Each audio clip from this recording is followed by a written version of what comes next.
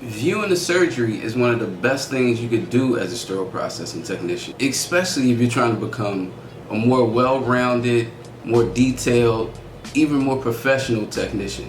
Why is not part of like your orientation experience or something you do once a month or maybe every 6 months? I don't know. Don't make a lot of sense to me. It's not until you get into the OR and you actually see the patient under anesthesia, knocked out, completely dependent on everybody around them, dependent on everyone in a synchronized system to do their job so that they get the best care possible. You actually see the instrumentation that you or your coworker actually took the time to inspect and sterilize.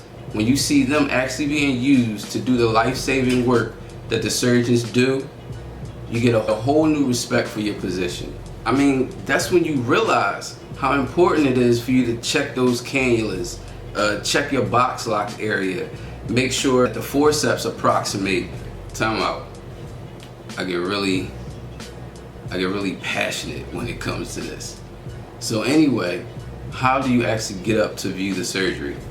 So you probably already asked your manager or supervisor, and for whatever reason you may not have gotten that far with it.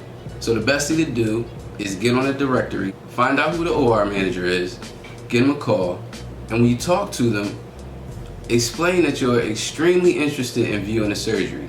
And the reason why is you want to get a better understanding of the surgical process because it will help you to do your job better. As well as you're thinking about seeking a new certification, and part of the requirements for that is viewing an actual surgery. Most of the time, it doesn't matter what resources you purchase. If you don't restore or set a standard of excellence within your department, or if there isn't a standard of excellence within your department, people will only reach as far as they need to get where they need to go. If the bar is here, but the standard is here, how far do you think people will go? You have to create a standard of excellence within your department.